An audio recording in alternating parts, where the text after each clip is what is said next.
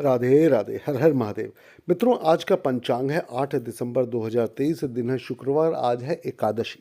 लेकिन वैष्णव लोग अगर एकादशी मनाएंगे तो वह कल मनाएंगे, अर्थात 9 दिसंबर 2023 को। तो आज सूर्योदय का समय 6:46 AM, तो सूर्यास्त है 5:10 PM, राहु काल 10:41 AM से 11:59 AM तक का है। मित्रों, ध्यान रहे, आज एकादशी है, कुछ भी हो जाए, आज हर तरीके के व्यसनों से दूर रहना बहुत अच्छा रहता है। और संभवतः तो आज के दिन चावल बिल्कुल भी ना खाएं। लोग कहते हैं कि चावल चढ़ते हैं, चावल खाते हैं, बहुत सारी किंवदंतियां हैं। मित्रों, सब धीरे धीरे आप लोगों का निवारण सबका करता रहूंगा और आपको वह बताऊंगा जो यथार्थ है और जो सत्य है। चंद्रोदय का समय है 2:59 AM और 1:58 PM। चंद्रास का समय, तिथि है एकादशी, पक्ष है कृष्ण, कार्तिक तिथि एकादशी है, पक्ष है कृष्ण, नक्षत्र है हस्त्र, योग है सौभाग्य, करण है बव, उपरांताय का बालव, वार है शुक्रवार, मंत्र ओम द्राम द्रीम द्रोम सह शुक्राय नमः। मित्रों, आज चंद्र राशि कन्या में, उपरांत आएगी तुला में, सूर्य राशि वृश्चिक में, ऋतु है हेमंत। आज सूर्यदेव इस समय भी दक्षिणायन चल रहे हैं। संवत्सर उत्तर पिंगल है, विक्रम संवत 2080, गुजराती संवत 2080, शक संवत 1945, कलयुग 5124वें वर्ष में है। सौर प्रविष्ट 22 है, मार्गशीर्ष माह मित्रों चल रहा है।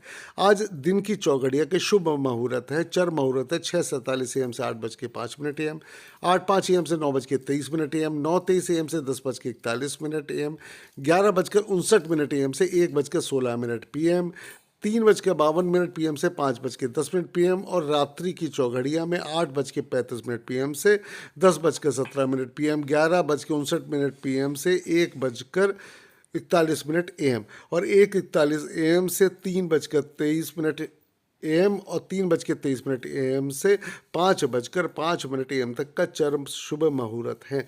मित्रों, आज के दिन हीरा पहनने का बहुत ही शुभ दिन है, लेकिन मेरा एक राय है, जन्म पत्री दिखाकर ही आपको कोई भी रत्न धारण करना चाहिए, क्योंकि हर रत्न का अपना एक प्रभाव होता है और उसको किस उंगली में पहनना चाहिए वह भी जानना अति अनिवार्य होता है। बहुत सारे लोग मोती को सबसे छोटी उंगली में पहनते हैं, लेकिन मेरी नज़र में मोती का समुचित लाभ उठाने के लिए उसको रिंग फिंगर में पहनना चाहिए।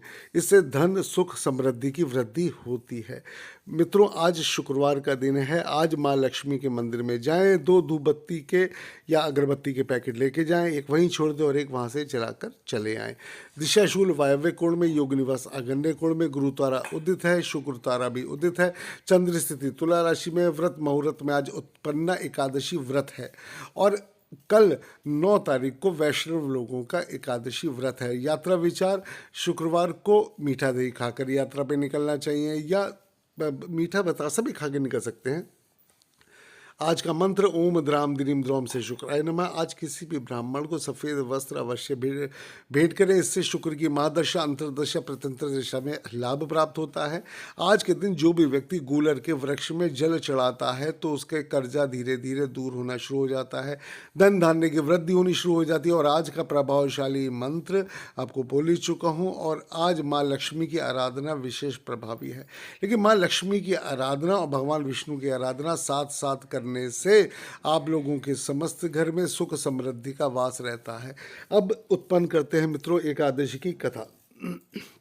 उत्पन्ना एकादशी संपूर्ण व्रत कथा इस प्रकार है। मार्गशीर्ष माह की कृष्ण पक्ष की एकादशी को उत्पन्ना एकादशी के नाम से जाना जाता है। इसी मान्यता है कि इस व्रत को करने से व्यक्ति को पिछले जन्म के पापों से भी मुक्ति मिल जाती है। उत्पन्ना एकादशी का व्रत करने वालों को इस कथा का पाठ जरूर करना चाहिए, तभी मिलता है इस व्रत का पूरा फल। युधिष्ठिर ने पूछा, भगवान, पुण्यमयी एकादशी तिथि कैसे उत्पन्न हुई, इस संसार में क्यों पवित्र मानी गई तथा देवताओं को कैसे प्रिय हुई। भगवान श्री कृष्ण बोले कि भगवान ने बोला कि देखिए, जो कथा मैं आपको सुनाने जा रहा हूँ वह बहुत ही ज़्यादा महत्वपूर्ण है। श्री भगवान बोले, कुंती नंदन, प्राचीन समय की बात है। सत्य युग में मुर नामक दानव रहता था। वह बड़ा सत्य युग में मुर नामक दानव रहता था। वह बड़ा ही अद्भुत, अत्यंत रौद्र तथा संपूर्ण देवताओं के लिए भयंकर था। उस काल रूपधारी दुरात्मा महासुर ने इंद्र को भी जीत लिया था। संपूर्ण देवता उससे परास्त होकर स्वर्ग से निकाले जा चुके थे और शंकित तथा भयभीत होकर पृथ्वी पर विचरा करते थे। एक दिन सब देवता महादेव जी के पास गए। वहाँ भगवान इंद्र ने भगवान देवादिदेव महादेव के आगे सारा हाल क्या सुनाया। इंद्र बोले, महेश्वर, यह देवता स्वर्ग लोक से कैसे भ्रष्ट होकर पृथ्वी पर विचर रहे हैं। मनुष्यों में रहकर इनकी शोभा नहीं होती। देव, कोई उपाय बताएं। देवता किसका सहारा लें, आखिर कहाँ जाएं और प्रभु क्या करें। तो कृपया प्रभु इन सब का आप उपाय अवश्य बताएं।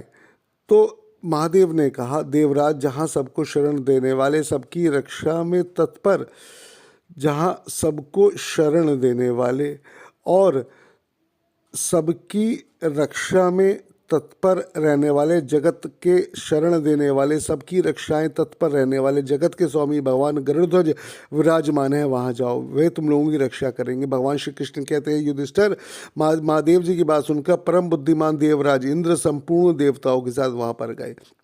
वहाँ भगवान गदाधर क्षीर सागर के जल में सो रहे थे। उनका दर्शन करके इंद्र ने हाथ जोड़ के स्तुति आरंभ की। इंद्र बोले, देवेश्वर, आपको नमस्कार है। देवता और दानव दोनों ही आपकी वंदना करते हैं। पुंडरीकाक्ष, आप देवताओं के शत्रु हैं। मधुसूदन, हम लोगों की रक्षा कीजिए। जगन्नाथ, संपूर्ण देवता मुर नामक देवता दानव से भयभीत होकर आपकी शरण में आए। हे भक्तवत्सल, हमें बचाइए। हे देव देवदेश्वर, हमें बचाइए। हे जनार्दन, हमारी रक्षा कीजिए। स्वामी, रक्षा कीजिए, हमें समस्त कष्टों से बचाइए। दानवों का विनाश करने वाले कमल नयन, हमारी रक्षा कीजिए। हे प्रभु, हम सब आपके समीप आए हैं, आपकी ही शरण में आके पड़े हैं। हे प्रभु, शरण में आए हुए देवताओं की आप सहायता कीजिए। हे देव, आप ही पति, आप ही मति, आप ही कर्ता, आप ही कारण है। आप ही सब लोगों की माँ और आप ही सबके पिता हैं। हे भगवान, हे देव देवेश्वर, शरणागत वत्सल देवता भयभीत होकर आपकी शरण में आए। हे प्रभु, हे स्वामी, अत्यंत उग्र स्वभाव वाले महाबली मुर नामक दैत्या ने हम सब लोगों का जीना दुर्भर कर रखा है। हे प्रभु, आप हम लोगों की सहायता कीजिए। प्रभु, जो हम सभी देवताओं को महाबली मुर नामक दैत्य ने संपूर्ण तुर देवताओं को जीतकर इन्हें स्वर्ग से निकाल दिया है। इंद्र की बात सुनकर भगवान विष्णु बोले, देवराज, वह दानव कैसा है, उसका रूप और बल कैसा है तथा उस दुष्ट के रहने का स्थान कहाँ पर है, मुझे सर बताइए। इंद्र बोले, हे देवेश्वर, पूर्व काल में ब्रह्मा जी के वंश में ताल जंग नामक एक महान असुर उत्पन्न हुआ था, जो अत्यंत भयंकर था। उसका पुत्र मुर दानव के नाम से विख्यात हुआ। वह भी अत्यंत उत्कट, महापराक्रमी और देवताओं के लिए भयंकर है। चंद्रावती नाम से प्रसिद्ध एक नगरी है, उसी में स्थान बनाकर वह निवास करता है। उस दैत्य ने समस्त देवताओं को परास्त करके स्वर्गलोक से बाहर कर दिया है। उसने एक दूसरे ही इंद्र को स्वर्ग के सिंहासन पर बैठाया है। अग्नि, चंद्रमा, सूर्य, वायु तथा वरुण भी उसने दूसरे ही बनाए हैं। हे जनार्दन, मैं सभी बात बता रहा हूँ, उसने सब कुछ दूसरे ही कर लिए। देवताओं को तो उसने प्रत्येक स्थान से वंचित कर दिया है। इंद्र का कथन सुनकर भगवान जनार्दन को बहुत ही क्रोध आया। वे देवताओं को साथ लेकर चंद्रावतीपुरी में गए। देवताओं ने देखा दैत्यराज बारंबार गर्जना कर रहा है। उससे परास्त होकर संपूर्ण देवता दशों दिशाओं में भाग गए हैं। अब वह दानव भगवान विष्णु को देखकर बोला, खड़ा रहे, खड़ा रहे। उसकी ललकार सुनकर भगवान के नेत्र क्रोध से लाल हो गए। और भगवान के नेत्र जब क्रोध से लाल हो गए और क्रोध से लाल होकर भगवान ने बोला, क्रोध से लाल हो गए, तो क्रोध से लाल होने के उपरांत भगवान ने कहा कि अरे दुराचारी दानव, मेरी इन भुजाओं को देख। यह कहकर श्री विष्णु ने अपने दिव्य बाणों से सामने आए हुए दुष्ट दानवों को मारना आरंभ कर दिया। दानव भय से विह्वल हो उठे। पांडुनंदन तत्पश्चात श्री विष्णु ने दैत्य सेना पर चक्र का प्रहार किया। उससे छिन्न भिन्न होकर सैकड़ों योद्धा मौत के मुंह में चले गए।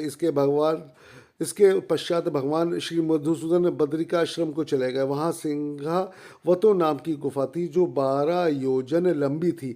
पांडुनंदन उस गुफा में एक ही दरवाजा था। भगवान विष्णु उसी में सो रहे थे। दानव मुर भगवान को मार डालने के उद्योग में लगा हुआ था। वह उनके पीछे लगा रहा। वहां पहुंचकर उसने भी उसी गुफा में प्रवेश किया। वहां भगवान को सोते देख उसे बड़ा हर्ष हुआ। उसने सोचा इस दानव को भय देने वाला यह ही देवता है, अतः निसंदेह मैं इसे मार डालूंगा। युधिष्ठिर दानव के इस प्रकार के विचार करते ही भगवान विष्णु के शरीर से कन्या प्रकट हुई, जो बड़ी ही रूपवती, सौभाग्यशालिनी और दिव्य अस्त्र शस्त्रों से युक्त थी। वह भगवान के तेज अंश से उत्पन्न हुई थी। उसका बल और पराक्रम महान था। तो युधिष्ठिर दानवराज मुर ने उस कन्या को देखा। कन्या ने युद्ध का विचार करके दानव के साथ युद्ध के लिए याचना की। युद्ध छिड़ गया। कन्या सब प्रकार की युद्ध कला में निपुण थी। वह मुर नामक असुर उसके हुंकार मात्र से राख का ढेर हो गया। दानव के मारे जाने पर भगवान जाग उठे। उन्होंने दानव को धरती पर पड़ा हुआ देखकर पूछा, मेरा ये शत्रु अत्यंत उग्र और भयंकर था, इसका वध किसने किया? कन्या बोली, स्वामिन, आपके ही प्रसाद से मैंने इस महादैत्य का वध किया है। श्री भगवान ने कहा, हे कल्याणी, तुम्हारे इस कर्म से तीनों लोकोक्ति मुनि और देवता आनंदित हुए हैं। अतः तुम्हारे मन में जैसी रुचि हो उसके अनुसार मुझसे कोई वर मांगो।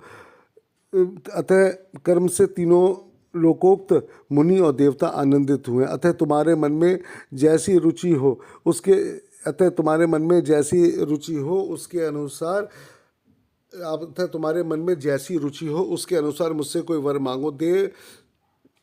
तुम्हारे मन में जैसी ही रुचि हो तो ऐसा ही आप मुझसे कोई भी वर मांग सकते हैं। देव दुर्लभ होने पर भी वह वर मैं तुम्हें दूंगा, इसमें तनिक भी संदेह नहीं है। इसमें देव दुर्लभ होने पर भी वह वर मैं तुम्हें अवश्य प्रदान करूंगा, इसमें बिल्कुल भी संदेह नहीं है। वह कन्या साक्षात एकादशी थी। उसने कहा, प्रभो, यदि आप मुझसे प्रसन्न हैं तो मैं आपकी कृपा से सब तीर्थों में प्रधान, समस्त विघ्नों का नाश करने वाले तथा समस्त प्रकार की सिद्धियां देने वाली देवी हूँ। जनार्दन, जो लोग आप में भक्ति रखते हुए मेरे दिन को उपवास करेंगे उन्हें सब प्रकार की सिद्धि प्राप्त हो। हे माधव, जो लोग उपवास, नक्त और एक भुक्त करके मेरे व्रत का पालन करेंगे, आप उन्हें धन, धर्म और मोक्ष प्रदान कीजिए। श्री विष्णु ने कहा, हे कल्याणी, जो तुम चाहती हो कहती हो वह सब पूर्ण होगा। हे श्री विष्णु ने कहा, हे कल्याणी, तुम जो कुछ कहती हो। भगवान श्री कृष्ण कहते हैं, युधिष्ठिर ऐसा वर पाकर महाव्रता एकादशी बहुत प्रसन्न हुई। दोनों पक्षों की एकादशी समान रूप से कल्याण करने वाली है। इसमें शुक्ल और कृष्ण का भेद नहीं करना चाहिए। यदि उदय काल में थोड़ी सी भी एकादशी, मध्य में पूरी द्वादशी और अंत में किंचित त्रयोदशी हो तो वह त्रिस्पर्शा एकादशी कहलाती है। वह भगवान को बहुत ही प्रिय है। यदि एक त्रिस्पर्शा एकादशी को उपवास कर लिया जाए तो एक सहस्त्र एकादशी व्रतों का फल प्राप्त होता है तथा इसी प्रकार द्वादशी में पारण करने पर सहस्त्र गुना फल माना गया है। अष्टमी, एकादशी, षष्ठी, तृतीय और चतुर्दशी यदि ये पूर्व तिथि से विरुद्ध हो तो उसमें व्रत नहीं करना चाहिए। परिवर्तनीय तिथि से युक्त होने पर ही इनमें उपवास का विधान है। पहले दिन में और रात में एकादशी हो तो दूसरे दिन केवल प्रातः काल एक दंड एकादशी रहे और तथा पहली तिथि का परित्याग करके दूसरे दिन की द्वादशी एकादशी को ही उपवास करना चाहिए। यह विधि मैंने दोनों पक्षों की एकादशी के लिए बताई है। जो मनुष्य एकादशी का उपवास करता है वह वैकुंठ धाम में, जहाँ साक्षात भगवान गरुड़ध्वज विराजमान है, जाता है। जो मानव हर समय एकादशी के महात्म्य का पाठ करता है उसे सहस्त्र गोदानों के पुण्य का फल प्राप्त होता है। जो दिन या रात में भक्ति पूर्वक इस महात्म्य का श्रवण करते हैं वे निसंदेह ब्रह्म इत्यादि पापों से मुक्त हो जाते हैं। एकादशी के समान पाप नाशक व्रत दूसरा दुनिया में ऐसा व्रत कोई भी नहीं है। अतः एकादशी का व्रत और उसकी कथा सुनने का महात्म्य अपने आप में अलग है। बोलिए विष्णु भगवान की जय। राधे राधे। हर हर महादेव।